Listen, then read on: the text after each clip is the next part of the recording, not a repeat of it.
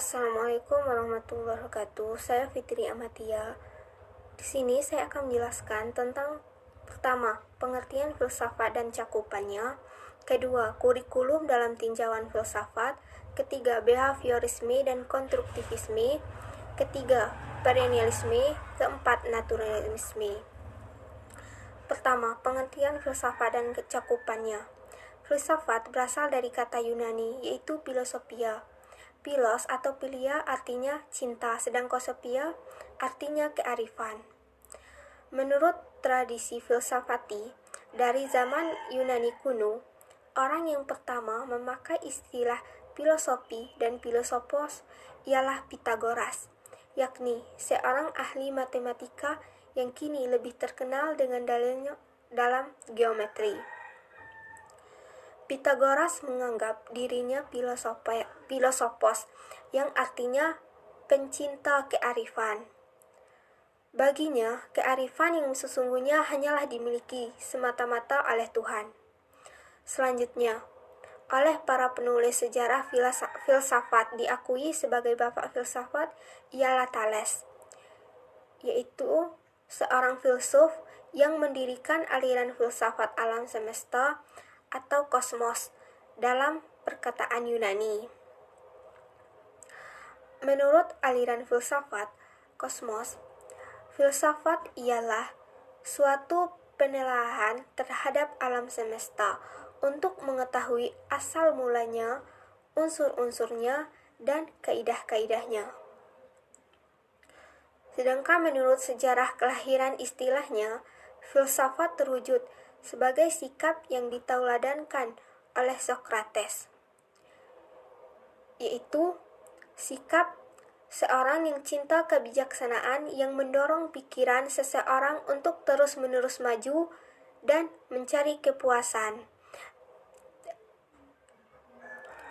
agar tidak merasa dirinya ahli, tidak menyerah kepada kemalasan, terus-menerus mengembangkan penalarannya untuk mendapatkan kebenaran. Kedua, kurikulum dalam tinjauan filsafat. Kurikulum merupakan acuan, program, dan alat untuk mencapai tujuan pendidikan. Dari zaman ke zaman, kurikulum terus mengalami perubahan, baik dari segi teknik, metode, dan pelaksanaannya. Filsafat merupakan landasan yang utama dalam pengembangan kurikulum, khususnya dalam pengambilan keputusan dari setiap aspek kurikulum yang harus mempunyai dasar filosofinya.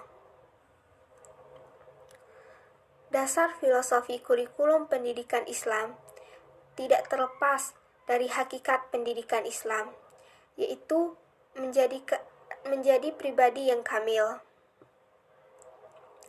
Secara umum, filosofi membawa rumusan kurikulum pendidikan Islam kepada 3 dimensi, yaitu dimensi ontologi, dimensi epistemologi, dan dimensi ontologi.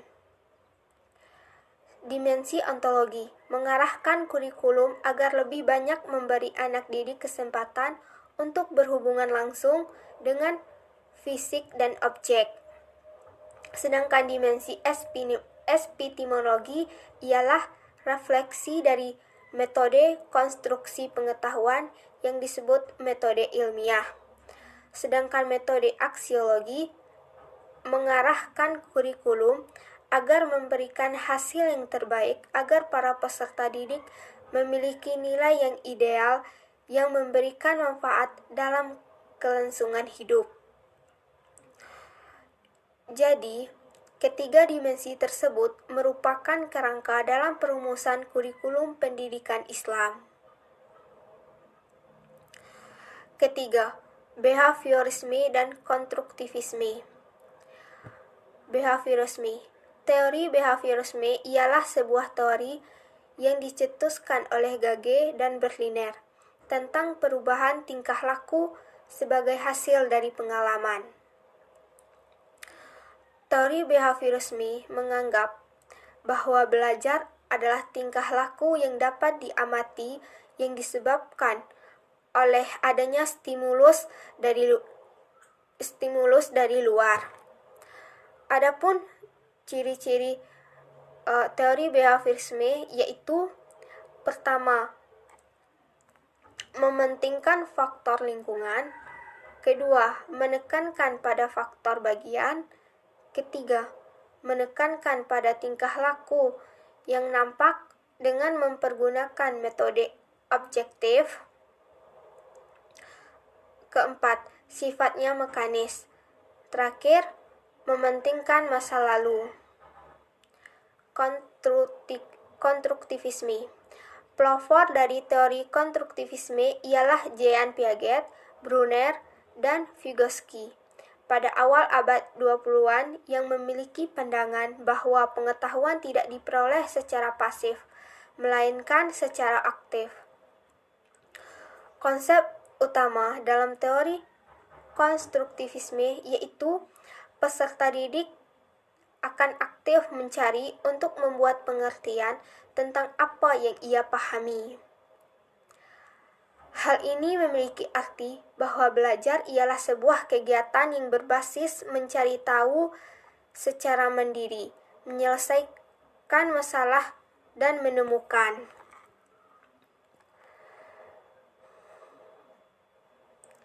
Dengan teori konstruktivisme, siswa dapat berpikir untuk menyelesaikan masalah, mencari ide, dan membuat keputusan.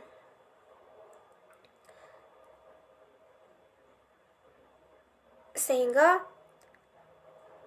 siswa lebih paham karena mereka terlibat langsung dalam membina pengetahuan baru. Sehingga mereka mampu dan paham mengaplikasikannya dalam semua situasi. Keempat, perennialisme. Perennialisme berasal dari kata perennial yang artinya abadi atau kekal dan dapat berarti pula tiada akhir. Dengan demikian, esensi kepercayaan filsafat perennial ialah berpegang pada nilai-nilai atau norma-norma yang bersifat abadi. Aliran ini mengambil analogi realita sosial budaya. Perennialisme berarti everlasting, tahan lama atau abadi. Dalam sejarah peradaban, manusia dikenal sejumlah gagasan besar yang tetap menjadi rujukan sampai kapanpun juga. Aliran perennialisme meyakini bahwa pendidikan ialah transfer ilmu pengetahuan tentang kebenaran abadi. Pengetahuan ialah sumber kebenaran. Sebenarnya kebenaran selamanya memiliki kesamaan.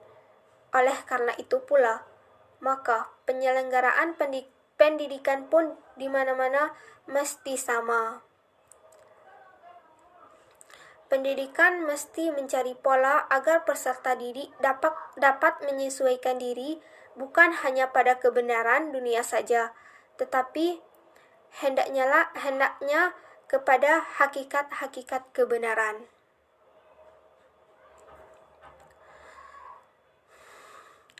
Kurikulum menurut kaum perennialisme harus menekankan pertumbuhan intelektual siswa pada seni dan sains.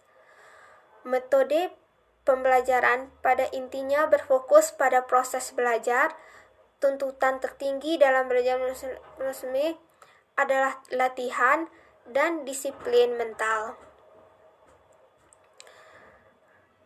Terakhir, naturalisme. Naturalisme ialah